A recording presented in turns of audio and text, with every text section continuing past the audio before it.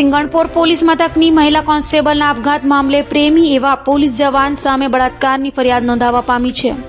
સુરતના સિંગણપોર પોલીસ મથકમાં ફરજ બજાવતી મહિલા કોન્સ્ટેબલ હર્ષના ચૌધરીએ કરેલા આપઘાત મામલે તપાસ કરી રહેલી સિંગણપોર પોલીસે મહિલા કોન્સ્ટેબલના પ્રેમી એવા પોલીસ કર્મચારી પ્રશાંત ભોયે સામે ફરિયાદ નોંધી છે. પ્રશાંત ભોયે અને મૃતક હર્ષના ચૌધરી ઘણા સમયથી પ્રેમ સંબંધમાં હોય, જેથી પોલીસે હાલ આ મામલે બળાત્કારની ફરિયાદ નોંધી વધુ તપાસ હાથ ધરી છે. તારીખ 18 માર્ચના રોજ અમારા સિંગણપુર પોલીસ સ્ટાફમાં WLRનો એક આપઘાતનું પ્રકરણ બનેલું હતું, જેમાં જે તે વખતે ઈડી દાખલ કરવામાં આવેલી હતી, જેની તપાસના ભાગરૂપે એક સ્યુસાઇડ નોટ મળી આવેલી હતી, જેમાં એવો ઉલ્લેખ કરેલો હતો કે લાઈફમાં મેં બહુ મોટી ભૂલ કરેલી છે અને જેની પર બહુ ભરોસો કરેલો એને મારી કંઈ પડેલી નથી. હવે જ્યારે આ બેનને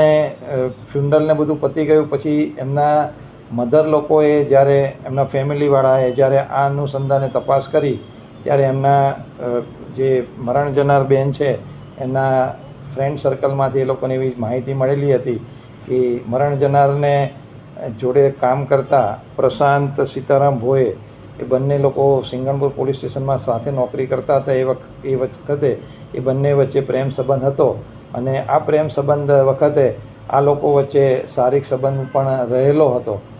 અને આ લગ્નના નહીં થકવાના કારણે આ બેને સુસાઇડ કરેલું છે. એટલે ગઈકાલે એમના મરણ જનારના મધર છે માનુબેન મહેન્દ્રભાઈ ચૌધરી દ્વારા એક સિંગણપુર પોલીસ સ્ટેશનમાં એક ફરિયાદ આપવામાં આવેલી છે, જેમાં પ્રશાંત સીતારામ ભોય સામે એલિગેશન છે અને એ આધારે ફરિયાદ સિંગવણ પોલીસ સ્ટેશનમાં દાખલ કરી IPC 376ની પેટા કલમમાં અને 406 અનુસંધાને ગુનો દાખલ કરી તપાસ હાથ ધરવામાં આવેલી છે. અને આની અંદર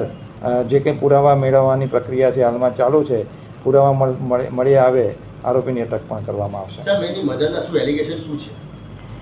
મધરનું એલિગેશન એ જ છે કે એમણે જ્યારે આ સુસાઇડ નોટમાં વાંચ્યું કે જેની પર બહુ ભરોસો મૂક્યો, જેને મારી કંઈ પડેલી નથી, એટલે એમના પરિવાર દ્વારા મરણ જનારના ફ્રેન્ડ સર્કલને પૂછપરછ કરવામાં આવેલી હતી અને એ પછી એ લોકોને એવું ધ્યાનમાં આવેલું હતું કે મરણ જનારનો પ્રેમ સંબંધ હતો પ્રશાંત ભોય સાથે અને એ બંને વચ્ચે શારીરિક સંબંધ પણ બંધાયેલો હતો, પરંતુ એ બંને વચ્ચે લગ્ન થઈ નહીં શકવાના કારણે આ બેને સુસાઇડ કરેલું છે. એટલે એ લોકોએ પ્રશાંત ભોયની વિરુદ્ધમાં 376 અને લગ્ન કરવાની લાલચ આપેલી છે એટલે વિશ્વાસઘાતનો 406 મુજબની કલમ હેઠળ ગુનો દાખલ કરેલો છે.